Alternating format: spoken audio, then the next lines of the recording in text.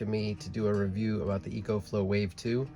I did a review in the wintertime. The heating actually worked out pretty good. I was able to set up my EcoFlow Wave2 on the counter here, and I directed the air to the back, and it really did a good job of warming up that back space.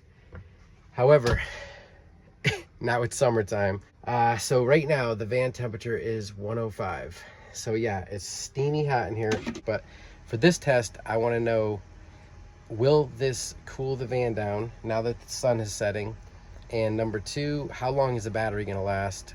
And I'm just going to tell you exactly what I find. I mean, I wish somebody told me before I bought this what the actual reality of trying to use this in a van. You have to vent out the exhaust air, whether you're exhausting hot air or cold air. If you don't do that, you're just kind of killing yourself there. It came with a window template, but you can't really use it in the window, so I created my own little template here. I took a piece of 1/4-inch wood and I wrapped it in some black electrical tape, and I used some foam on the edges, and it works out pretty good. I mean, now you could buy units like this that are specifically made for certain vans, but this one I traced out. It works pretty well, so I'm going to keep using it. Another thing you have to know about the EcoFlow Wave2 is that there is condensation. They do have an internal type of condensation collector, but I found that thing leaks, and it's not too convenient. So this is another thing you have to do when you're setting up your EcoFlow Wave2. Now I'm at the passenger side right now. I'm using my garbage can. They give you a drain tube here, and this is going to be the fresh air intake, and this is going to be the hot air exhaust.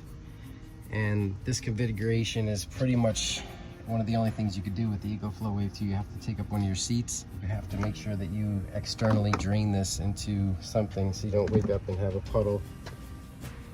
These are all things that you should be aware of when you're getting the EcoFlow Wave2. All right, so I have the vent set up. As you can see here, this thing's pretty good. It actually keeps it pretty sealed off. I kind of aim these opposite because this is going to be blowing out hot air and this is going to be taking cold air in, so I just didn't want these to get too close to each other. All right, so I just turned the battery on. As you can see, it's fully charged. Now I'm going to turn the unit on.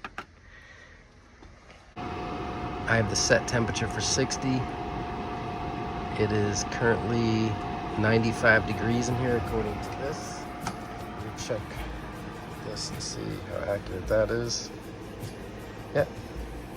So far, the temperature is matching. I don't know if you can see that. The temperature is pretty much matching up to the ambient temperature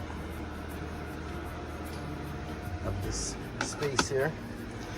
So as this is cranking up, I'm going to shut the doors and we're going to start seeing how this thing can operate. I wanted to set this up as if I was boondocking on a hot summer day, and let's say I've been active all day and now it's the end of the night and I want to kind of chill out and I want to sleep in comfort tonight. So obviously 95 degrees is not comfortable to sleep in. It's very humid in here. I've been hearing a lot of negative reviews and some positive ones, and I just don't know for sure, you know, if this thing's going to be working for me. I want to actually see if it drops the temperature, and I also want to see how long that battery's going to last. Those are the two things I bought this unit for. We'll see. Another thing to note is that I have a lot of electronics down here below, and I'm sure these kick off a lot of heat, and so that definitely plays a factor in fighting this air conditioner. So in all honesty, I wish this thing was like 10 or 12,000 BTUs, because I have my serious doubts. I'm sitting in this van and, you know, it's hot as hell. I hope this thing works.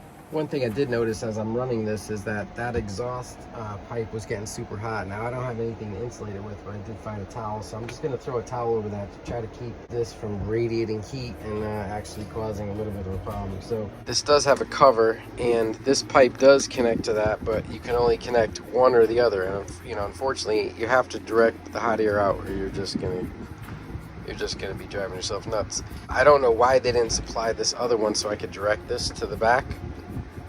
Standing right in front of it, it feels really nice. It actually feels like an air conditioner. You know, it just seems like when you're about this far away, I don't feel any of it. I don't feel anything after about 3 feet. Start feeling it right about here. So it feels good about 1 to 2 feet away.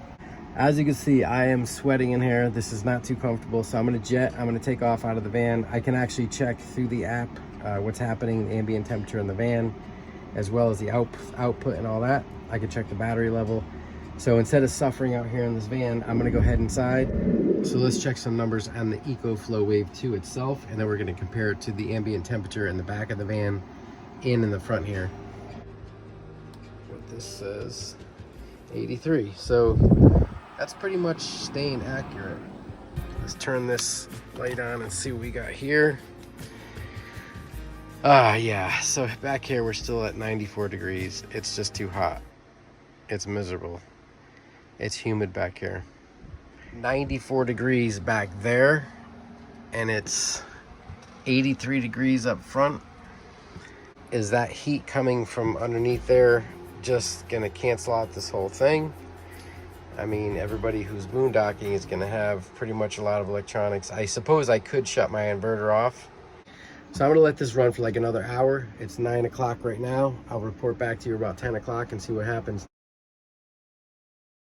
Let's see what we got here.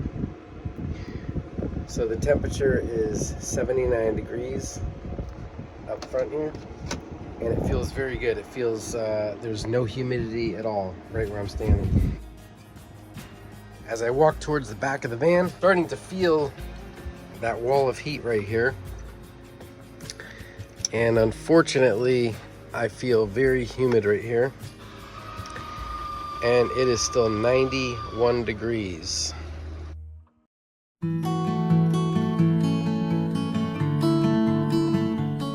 I really had high hopes when I bought the EcoFlow Wave2. It is an air conditioner and a heater, but it's quite cumbersome to use in a van.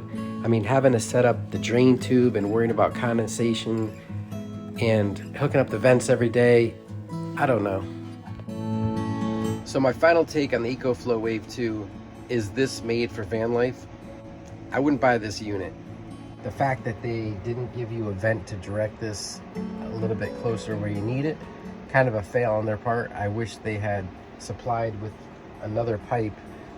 It's just underperforming for a full-size van. Smaller trucks, if I had one of those Overlander pickup trucks and I had a rooftop tent, I think this thing would be fantastic.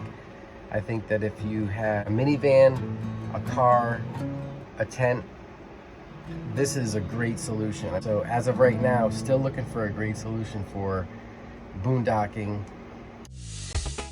Hey, thanks so much for checking out our take on the EcoFlow Wave2.